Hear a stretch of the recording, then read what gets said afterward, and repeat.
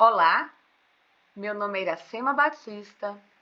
Estou aqui para compartilhar com vocês, ao lado da professora Franciele e da professora Maria Isabel, um trabalho realizado a 6 mãos, não é? Então, esse trabalho conta com a minha participação como coautora, bem como a participação da professora Franciele como coautora e a professora Maria Isabel como autora principal. O título desse trabalho é Conectando Saberes, projeto pedagógico com tecnologias digitais para a inclusão em sala de recursos.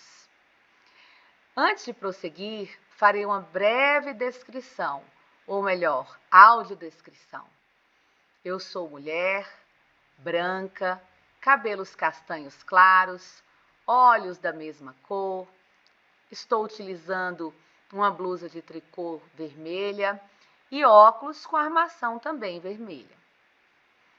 Passarei agora para a professora Franciele dar continuidade à apresentação, mas não sem antes mencionar que a professora Maria Isabel, autora principal desse trabalho, está fazendo a interpretação simultânea em língua brasileira de sinais.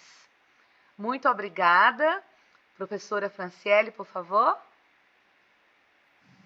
Olá, é um prazer estar aqui com vocês hoje. Agradeço a professora especialista Maria Isabel, também mestranda em Educação Inclusiva, a professora doutora Iracema, muito obrigada. E vamos então falar um pouquinho sobre o nosso projeto. Eu estou projetando aí para vocês um slide com fundo branco, letras pretas, a logo do nosso evento está na parte superior direita. Então, sobre o contexto, né, em que esse trabalho foi pensado. A nossa proposta, ela teve como iniciativa o reconhecimento de que a tecnologia está profundamente integrada ao contexto educacional atual. Segundo a LDB, o objetivo da educação é o pleno desenvolvimento do educando. E nesse sentido, quando a gente pensa em tecnologias digitais da informação, elas tornam-se essenciais nesse processo.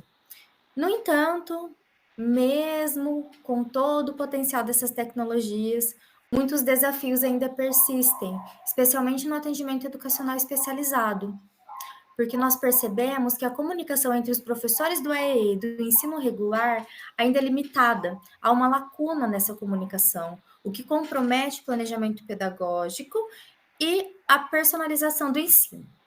E nesse contexto que nós desenvolvemos essa intervenção com o uso do Padlet, que é uma ferramenta digital que funciona como um mural interativo.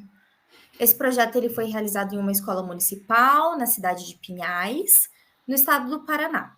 E contou, né, com a participação dos educandos que frequentam as salas de recursos TFE e TDAH. Agora nós vamos para o próximo slide. Fundo branco também, letras na cor preta, logo presente na parte superior direita.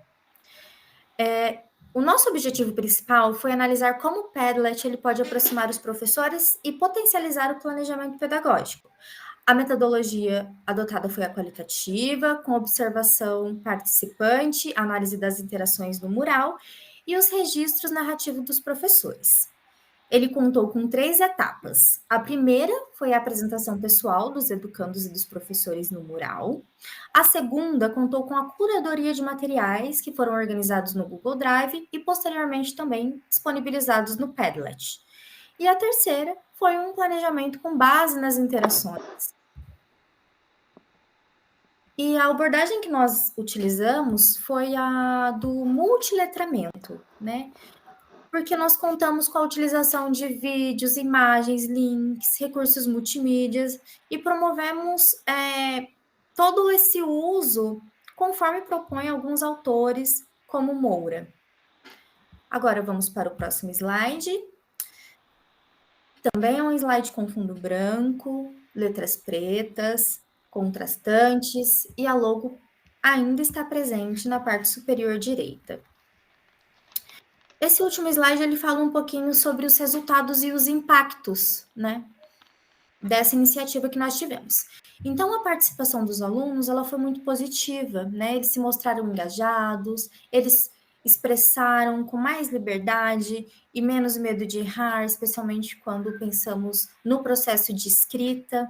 Eles foram espontâneos e essa espontaneidade, ela trouxe informações valiosas no sentido das dificuldades e das potencialidades desses educandos. Em contrapartida, a participação dos professores, ela se mostrou um pouco mais tímida no início, o que também pode estar ligado à sobrecarga de trabalho e à falta de familiaridade com as ferramentas digitais, né? O que indica também uma necessidade de aperfeiçoamento ali, de formação continuada. A gestão escolar avaliou a intervenção de forma muito positiva e também considerou uma potencial abrangência ali, né, dentro da comunidade escolar dessa ferramenta.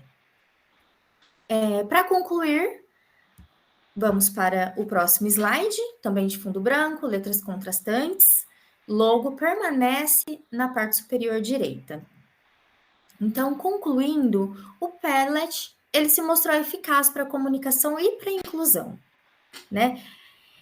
É uma estratégia eficaz, promove a inclusão, a comunicação, a colaboração entre os professores e os alunos, e os resultados eles reforçam a importância da tecnologia não como fim, mas como um meio para uma educação mais inclusiva e conectada com a realidade dos educandos. Agradeço a todos que participaram e nos colocamos à disposição caso vocês tenham alguma dúvida e também para troca de experiências. Um abraço e até mais.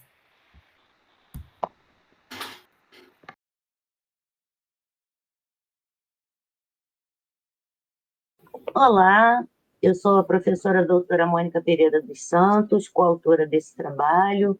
Sou uma mulher idosa, de cabelos grisalhos, de óculos de armação de acrílico, sobrancelhas grossas, branca, batom rosa, brincos rosas e uma echarpe bege. E essa que me acompanha é a professora Lidiane Bichen Lemos, a principal autora desse trabalho. É uma mulher também morena, branca, perdão, com castanhos, cabelos castanhos, sobrancelhas bem marcantes, lábios pintados de rosa e uma blusa roxa, partindo assim um pouco para o lilás. Nosso trabalho se chama Fanfiction e a pessoa com deficiência, e aqui a gente pensa um pouco a respeito das práticas de inclusão e educação que aparecem nessas obras. Com vocês, a Lidiane. Olá a todos. Esse estudo ele acabou surgindo a um momento que nos questionamos, né? As pessoas com deficiência, elas são retratadas na fanfics? Caso sim, como elas são descritas, ao protagonismo, né? Como podemos conscientizar os nossos alunos para a diversidade a partir de práticas de inclusão? E aí é importante ressaltar o que são fanfics. Fanfics são ficções de fãs, são histórias fictícias publicadas em plataformas de escrita e leitura que não tem fim lucrativo, né? Elas são produzidas a partir de obras que já são existentes, como uma forma de dialogar com determinada produção que se tenha um apreço, que se tenha um carinho, que se seja fã. Para a metodologia, nós trabalhamos sempre muito com as abordagens qualitativas, porque elas permitem a gente partir de diferentes interpretações, né? E a principal forma de interpretar o mundo que nós utilizamos é a perspectiva homilética, que pode ser considerada tanto uma perspectiva teórica, ou melhor dizendo, epistemológica, quanto uma perspectiva metodológica. Epistemológica porque ela propõe o entrecruzamento entre 5 dimensões, culturas, políticas, práticas, dialética e complexidade, para compreender os eventos do mundo. E analítica, metodológica, porque é também analítica, evidentemente, e produz explicações, ainda que nunca finalísticas, explicações que a gente vai ver que vão levantar mais questões e mais hipóteses. Então, brevemente aqui apresentamos o início de uma das plataformas, né, a parte inicial, que é a plataforma Wattpad, que é uma das mais populares atualmente de escrita e leitura de fanfics. Essa plataforma é é muito dinâmica, né? De fácil busca, possui milhares de produções em português e por isso ela foi a nossa escolha. Dentro dessa plataforma, fizemos o levantamento das fanfics, utilizando a hashtag fanfic, porque essa plataforma também permite escrever histórias originais, e deficiências, né? No caso, escrevemos fanfic deficiência e encontramos 24 resultados. Por fanfic surdez, 17 resultados. Fanfic cegueira, 8 resultados. E fanfic autismo, 69 resultados. Por resultados, compreendemos que há um vasto número de produções, considerando as milhares de histórias que são produzidas, são publicadas nessa plataforma. Dentre as existentes, a gente vê que o gênero K-pop ele é muito popular, né? Muito utilizado para protagonizar esses personagens. O K-pop é a música pop sul-coreana, né? Que está muito ascensão, principalmente entre os jovens, que são os maiores consumidores de fanfic. A superação das barreiras da deficiência também é um ponto que a gente viu muito nas produções. Então, essa barreira da comunicação, essa superação das barreiras arquitetônicas, da acessibilidade e até o mesmo capacitismo, ele é muito encontrado nessas histórias, né? Igualmente estereótipos. E, entretanto, a gente vê uma reversão da deficiência, né? Então, sempre ao final das histórias, que a maioria são romances, a gente vê o protagonista passando por algum tipo de cirurgia, algum tipo de tratamento para reverter essa história. Então, no caso, o final feliz só poderia acontecer caso a deficiência deixasse de existir. Vale lembrar que o capacitismo ele engloba tanto essa ideia de que a pessoa com deficiência tem que superar as barreiras, nós é que temos que impedir que existam barreiras, quanto que ela tem que reverter a deficiência. E aí, como que a gente pode pensar isso dentro de sala de aula, né? As práticas pedagógicas elas podem vir para auxiliar a levar essa inclusão em educação, né? Para pensar pessoas com deficiência, a diversidade dessas pessoas, através de atividades lúdicas, jogos, rodas de conversa para promover a escuta ativa, uso de recursos audiovisuais, como filmes, séries, que tenham como protagonista essas pessoas com deficiência, a contação de histórias. Tem muitos livros infantis que têm protagonismo das pessoas com deficiência, o teatro e a própria prática de escrita de histórias de fanfic, né? Que elas podem vir aqui para auxiliar nessa prática. Então, a gente gostaria de ficar mais, mas não vai dar tempo. Então, vamos partir direto para as conclusões, sempre provisórias, porque a história muda. Por enquanto, o que a gente tem encontrado é que é muito importante que a gente utilize mais variadas medidas, inclusive as próprias fanfics, para conscientizar sobre as diferenças e sobre a singularidade de cada sujeito. Respeitar a individualidade e a diversidade que todos nós temos e com as pessoas com deficiência não seria diferente. Evitar essas diferentes formas de capacitismo que se expressam em estereótipos, preconceitos, discriminações, e com isso a gente espera promover essa inclusão no campo da educação, garantindo assim os direitos das pessoas com deficiências. Muito obrigada e um grande abraço, até a próxima.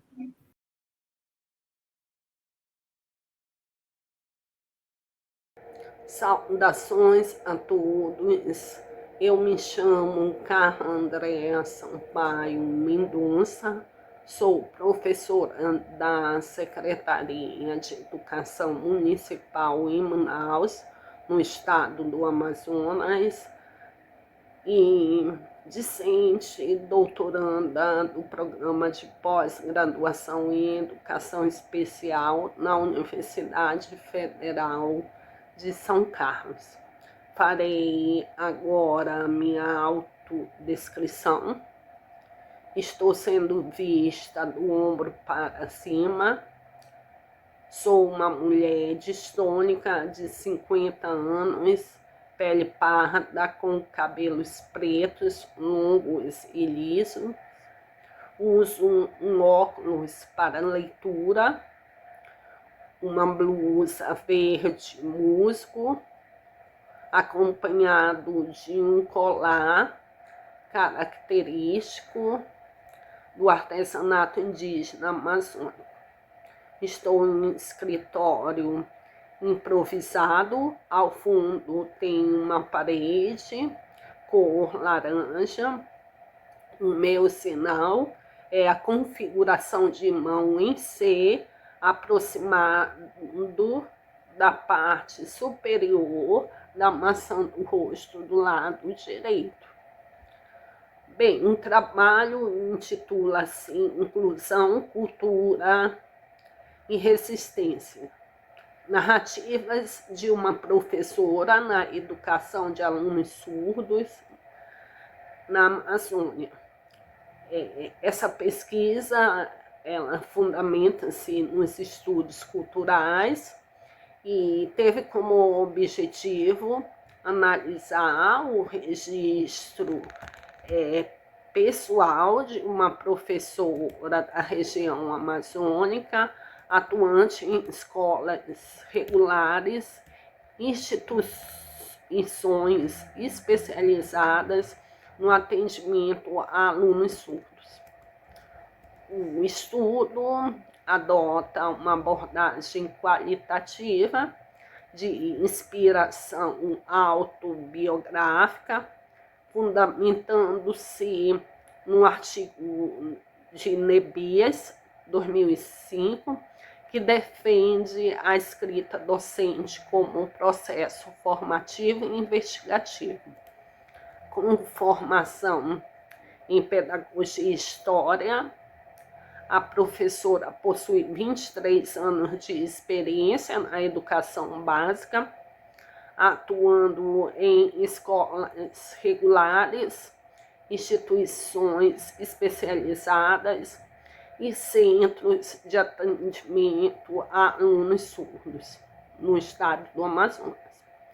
Seus registros foram organizados em 3 categorias analíticas.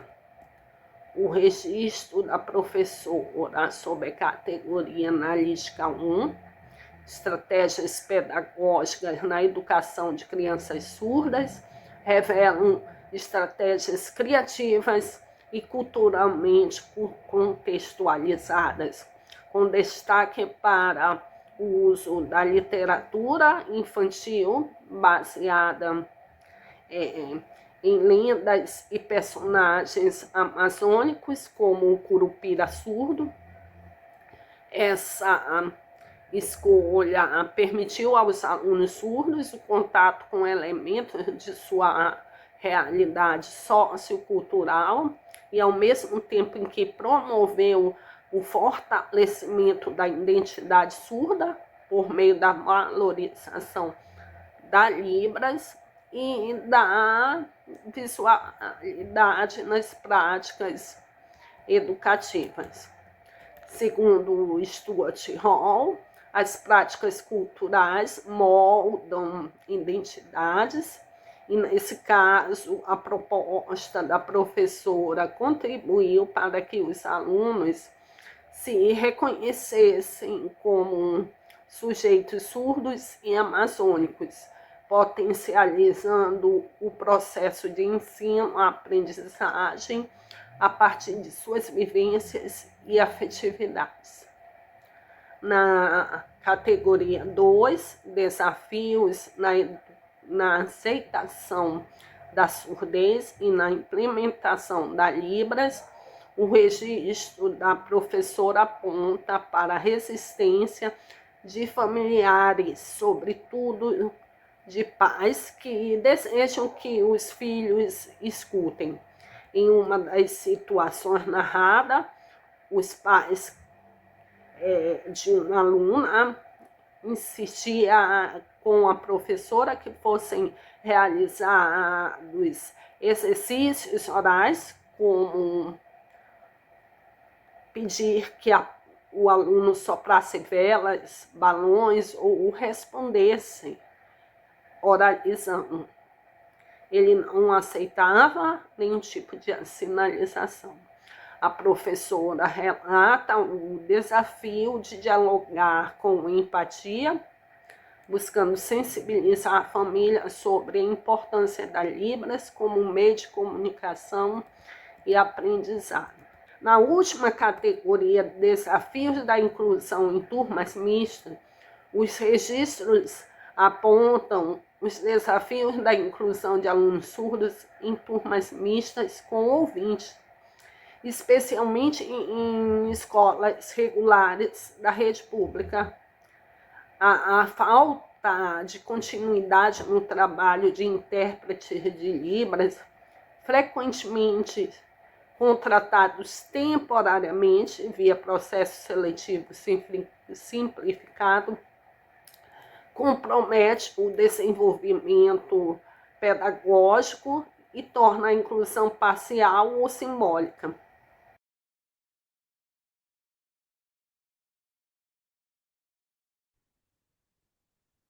Olá, meu nome é Nayana, sou professora da Rede Municipal de Ensino de Bauru, sou vista do ombro para cima, uso uma blusa de frio azul, sou uma mulher branca, de cabelos castanho escuro, ondulado, um pouco para baixo do ombro, estou com a franja presa, uso óculos, gravo esse vídeo do meu quarto, no meu fundo tem um armário marrom com a porta do quarto. Vou começar a apresentação do PowerPoint que eu preparei para essa aula.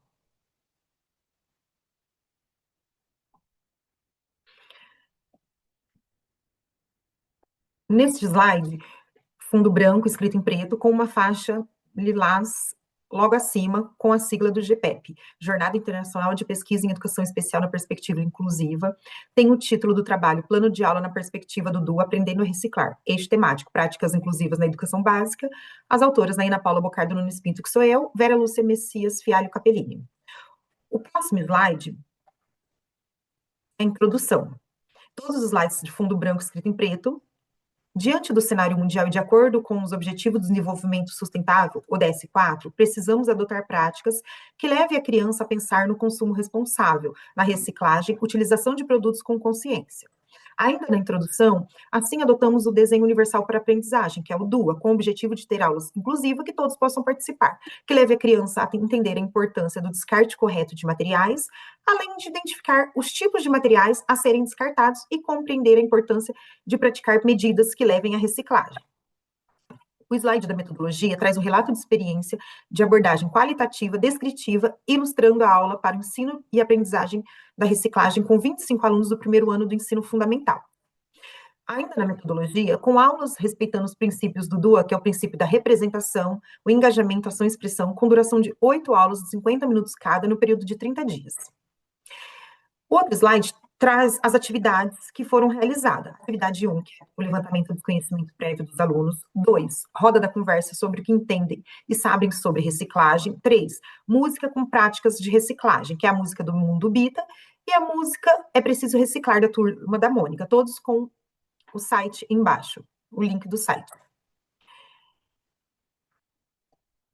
No próximo slide, o 4, leitura de livros sobre a reciclagem, que é As Cores da Reciclagem. O outro livro, As Descobertas de Sofia. E o outro livro, O Saci e a Reciclagem do Lixo, todos com link para acesso. No 5, a pesquisa sobre a reciclagem. No 6, história sobre reciclagem no canal do Varal de História. O 7, o vídeo da Turma da Mônica, um plano para salvar o planeta. E 8, jogar jogos interativos online, todos com link abaixo para acesso desses vídeos. Os alunos levaram, no 9, os alunos levaram para a escola materiais que seriam utilizados para reciclagem. E juntos, separados cada material de acordo com a lixeira. Um exemplo, azul é o papel, vermelho o plástico, e assim, etc., fizeram essas atividades. No próximo slide, trago para vocês o jogo confeccionado.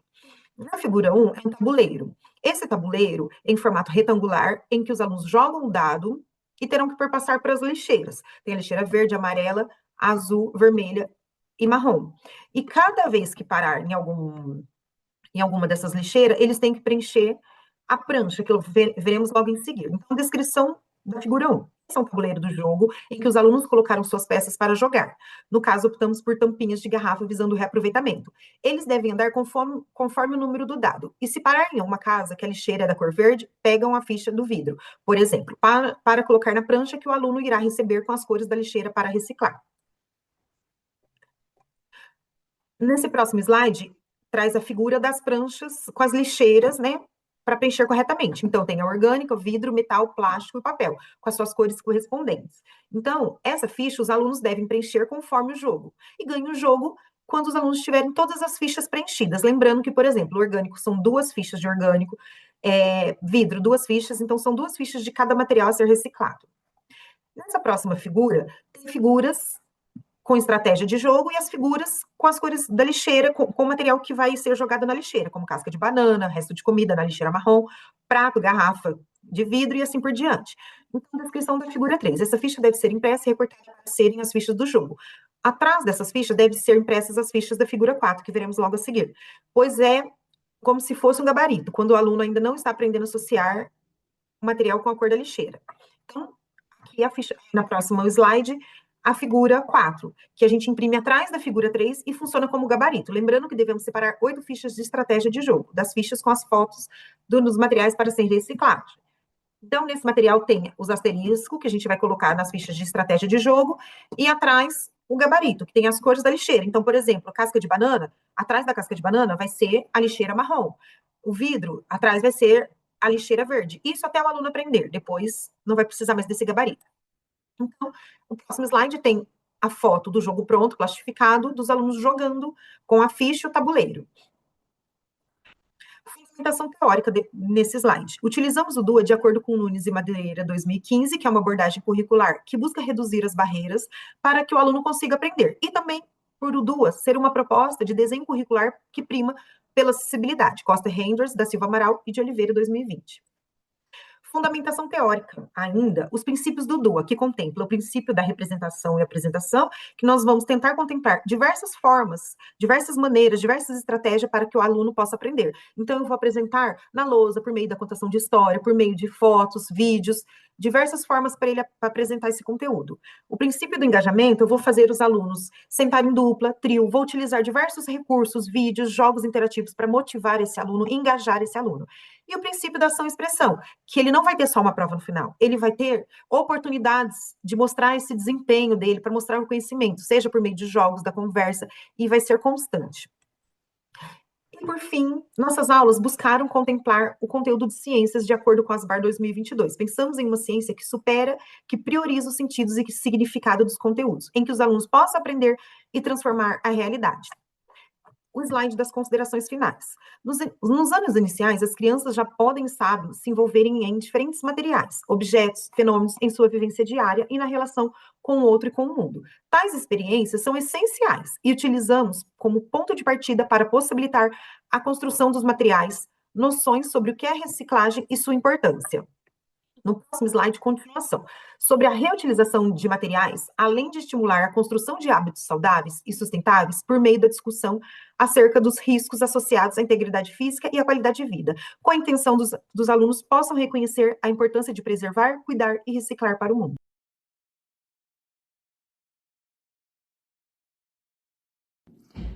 Olá, sou a Lina Mari, estou sendo vista dos ombros para cima, tenho a pele clara, cabelos castanhos curtos, lisos, olhos esverdeados, estou vestindo uma blusa de gola alta marrom, atrás de mim, nos fundos, há um armário de madeira cinza com umas luzes amareladas. Sou professora de educação especial da rede municipal da cidade de Bauru e, juntamente com outras 2 professoras regentes da educação infantil, a professora Rosimeire de Queiroz e a Thais Aline Birete de Abreu, nós desenvolvemos este plano de ação inclusivo, que tem como título A Escola é para Todos, relato de experiência sobre ações inclusivas em uma escola de educação infantil. Bom, esse relato de experiência aborda a implementação de ações inclusivas em uma escola municipal de educação infantil, focando na integração de atividades de conscientização sobre deficiências ao evento anual Festa das Famílias. Então, de natureza qualitativa, foi realizada ao longo de 2024, buscando compreender como essa integração influenciou a percepção e o engajamento da comunidade escolar em relação à inclusão, partindo do princípio fundamental de que a escola deve ser um espaço para todos.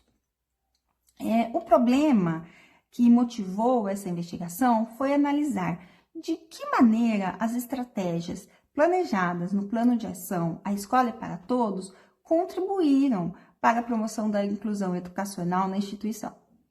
O objetivo geral foi analisar o processo de implementação deste plano, discernindo as estratégias adotadas, os obstáculos que identificamos e os progressos na construção de um ambiente mais inclusivo, com foco específico na integração das ações de conscientização no tradicional evento escolar, né? A metodologia que empregamos envolveu 4 etapas que foram interligadas, né? Então, o primeiro foi o planejamento e articulação das ações de conscientização com a programação da Festa das Famílias. Em seguida, ocorreu a implementação dessas ações durante o evento, com a recolha de dados primários através da observação não participante, registrada em diários de campo. A terceira etapa consistiu na análise documental do plano de ação e dos registros do evento. E, por fim, realizamos a organização e a interpretação dos dados qualitativos, procurando identificar padrões e informações relevantes sobre a percepção e o envolvimento da comunidade escolar em relação à inclusão. Como resultados, o que nos mostrou, né, que a experiência vivenciada na Escola Municipal de Educação Infantil mostra, assim, uma expressiva participação das famílias, tanto antes, né, quanto durante, né, o envolvimento das crianças, né, sobre essa conscientização das deficiências. E um momento, assim, particularmente muito importante foi a inauguração do Jardim Sensorial, dessa festa, né, construído pelas crianças, que tivemos feedbacks positivos. Então, isso evidenciou o impacto positivo dessa iniciativa. A integração de ações de conscientização num evento festivo familiar demonstrou ser uma estratégia promissora para sensibilizar a comunidade escolar e fomentar uma percepção mais acolhedora e inclusiva. Então, essa experiência, ela vem reforçar o valor de integrar a temática da inclusão em eventos escolares já existentes, como forma de promover a participação e o diálogo com a comunidade, reafirmando o princípio de que a escola é de fato para todos.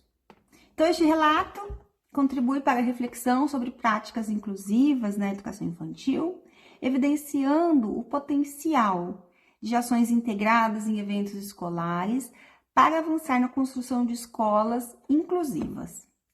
Agradeço o espaço, muito obrigada.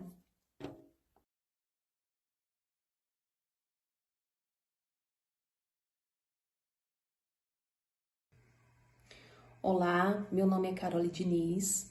Eu primeiramente vou fazer a minha audiodescrição. Eu sou uma mulher de pele parda. Eu estou enquadrada no vídeo do busto para cima. Eu tenho em média 1,68 de altura. Possuo cabelos pretos na sua maioria, mas com algumas mechas grisalhas. Estou usando um óculos de armadura vermelha, um batom bem claro entre a cor bege e nude. Estou com uma camiseta cinza e atrás de mim tem um painel branco e mostra também um pedaço do banco em que eu estou sentada na cor amadeirada. Tenho olhos castanhos e estou usando um colar por dentro da camiseta que está pouco visível. Bom, estou aqui para falar um pouco com vocês sobre o meu relato de pesquisa, onde eu e o meu professor orientador, o doutor Luciano Gamês, estamos abordando o estudo da documentação pedagógica na educação infantil a partir de uma análise sobre a perspectiva inclusiva, né? Esse trabalho ele se encaixa no eixo temático Práticas Inclusivas na Educação Básica. Então, eu vou abordar com vocês aqui rapidamente um pouco do que está sendo essa pesquisa, que vai ser o tema da minha dissertação no mestrado. Eu faço o Profei pela Unifesp, né, e sou da turma 4. Bom, apresentando o tema para vocês, como o título já diz, a gente vai trabalhar um pouco sobre a importância da documentação pedagógica na educação infantil e o papel que essa documentação pode desempenhar na inclusão, né? Então, o contexto de inspiração dessa pesquisa, desse tema, é uma referência à abordagem de Reggio Emilia e o pensamento de Loris Malaguzzi como uma base teórica. Loris Malaguzzi foi quem realmente desenvolveu, esse trabalho, essa perspectiva da documentação pedagógica. O que seria a documentação pedagógica? Na Itália, Loris Malaguzzi percebeu que era preciso mudar a visão da educação infantil. Então, hoje as escolas em Reggio Emilia, na Itália, elas trabalham numa perspectiva de documentar pedagogicamente o que as crianças fazem, o que é diferente de, por exemplo, montar um portfólio. Que nesse tipo de documentação, como o portfólio, por exemplo, a gente pode ver, a gente visualiza o resultado do trabalho da criança. Mas Loris Malaguzzi, ele foi além. Ele percebeu que era preciso acompanhar o processo pedagógico, como essa criança se desenvolvia em todos os seus aspectos, inclusive no aspecto social. Então, a documentação pedagógica, a partir da coleta de dados, de diferentes maneiras, como fotografias, vídeos, escritas, relatos, das crianças, esses professores montam esse percurso pedagógico para que a família possa acompanhar, para que a equipe pedagógica possa analisar e perceber o que tem sido positivo e o que não tem sido tão positivo com as crianças, e para que as próprias crianças possam posteriormente ter acesso e perceber o seu desenvolvimento. Então, o problema de pesquisa é uma pergunta central, Os professores da Rede Municipal de Araguari, Minas Gerais, que é onde eu estou desenvolvendo essa pesquisa, conhecem essa ferramenta, documentação pedagógica? E se conhecem, desenvolvem? E se desenvolvem, tem um foco na inclusão ou não? O objetivo da pesquisa é investigar realmente o uso dessa documentação aqui na cidade de Araguari como uma estratégia inclusiva, Então, não só o desenvolvimento da documentação pedagógica, mas o seu desenvolvimento e também com foco inclusivo, e compreender o nível de conhecimento dos professores, da equipe docente sobre esse tema e como ele pode ser positivo no que tange a educação inclusiva. A metodologia utilizada foi a pesquisa bibliográfica e aplicação de questionário anônimo baseado em Hoffman, Portillo, numa análise qualitativa. Esse questionário, ele foi feito de forma anônima para que os professores tivessem um pouco mais de liberdade de responder, haja vista que a gente já tinha percebido um certo receio dos professores quando eles falam sobre o desenvolvimento das suas metodologias, o que é totalmente compreensível. A gente aborda a rede municipal, de Araguari, e a gente, a partir dessa percepção, optou por esse tipo de coleta de dados. A fundamentação teórica, a gente trabalhou com alguns autores renomados nessa área, como Rinaldi, Vec, Mantuan e Formosinho, que defendem a documentação como um instrumento não só inclusivo, mas também reflexivo por parte da equipe pedagógica. A gente espera que as contribuições venham na identificação de desafios para o desenvolvimento desse trabalho e propostas para que possam melhorar não só a formação do professor, mas como o desenvolvimento desse trabalho como prática pedagógica mais inclusiva. A gente acredita que esse trabalho é relevante, haja visto o fortalecimento do vínculo entre escola, família e comunidade, além da valorização das singularidades infantis, porque a gente aborda a educação inclusiva, Então, trabalham todos os alunos ali, com as suas singularidades, com os seus trejeitos, mas também como uma comunidade. A gente espera concluir com esse trabalho uma forma positiva de auxiliar esses professores para que utilizem essa documentação não de forma a ser mais um trabalho a fazer, não, mas que seja uma forma de documentar e poder posteriormente analisar o seu trabalho, aperfeiçoá-lo e também mostrar como pode utilizar a documentação pedagógica de forma a criar uma visibilidade para que a família entenda também o que é a educação inclusiva. Esse trabalho está sendo desenvolvido, como eu disse, como uma dissertação do mestrado. A gente ainda está em andamento com esse trabalho, E a gente tem uma expectativa muito positiva com os resultados. Eu agradeço esse tempo que eu tive com vocês. Espero futuramente que vocês possam apreciar a conclusão dessa pesquisa. Obrigada.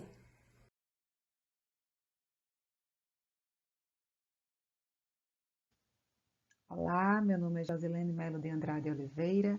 Esse é o meu sinal em Libras.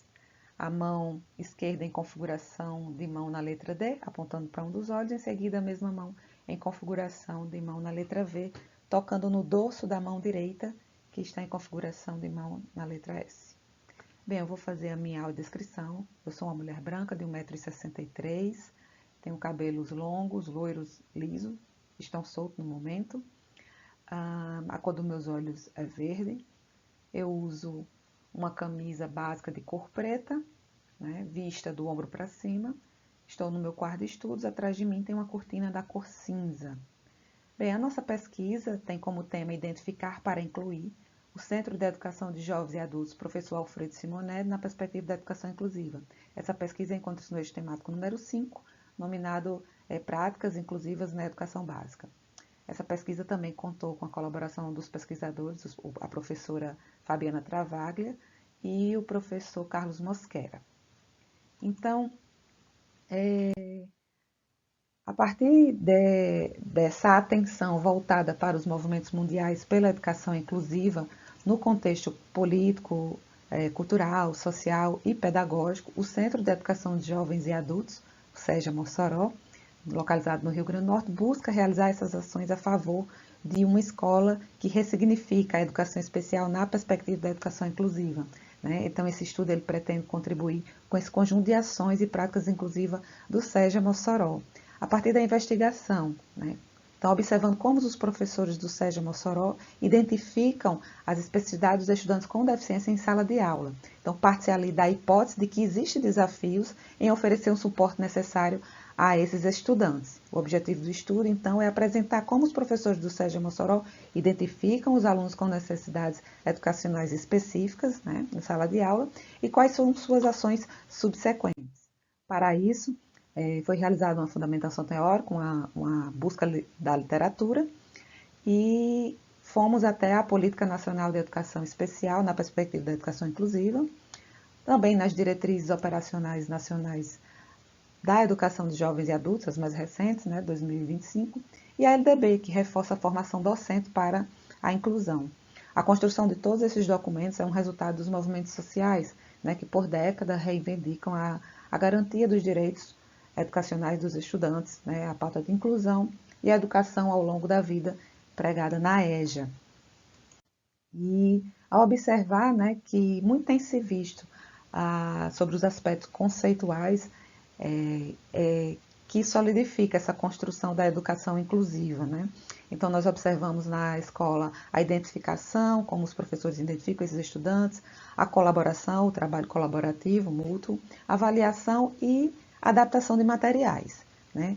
GLAT 2007, ela vem falar que a educação inclusiva ela não se resume apenas à capacitação do corpo docente. É preciso formar a equipe gestora, né? Além de rever essas questões da estrutura da escola, né? O PPP, o Projeto Político Pedagógico, se contempla, e os recursos didáticos, metodológicos e estratégias de ensino e práticas de avaliação. Então, diante dessa fundamentação teórica, nós percebemos que nossa pesquisa ela é de natureza qualitativa, conforme Godoy, ela valoriza esses contatos diretos do pesquisador com o ambiente estudado, né? Então, busca-se ali, então, apurar todos esses processos de identificação, observação, avaliação diagnosticada e as ações subsequentes dos professores, né? São esses resultados que nós tivemos nos nossos gráficos, nas nossas pesquisas. Então, esses dados eles foram coletados ali em setembro de 2024, através do Google Form. Foram entrevistados 15 professores do turno matutino, né, dos quais 13 responderam aos nossos questionários. Aqui nós temos o resultado da nossa pesquisa, que revela o processo de identificação dos estudantes com necessidades educacionais específicas, que também esses professores eles contam com a colaboração dos especialistas da área, né?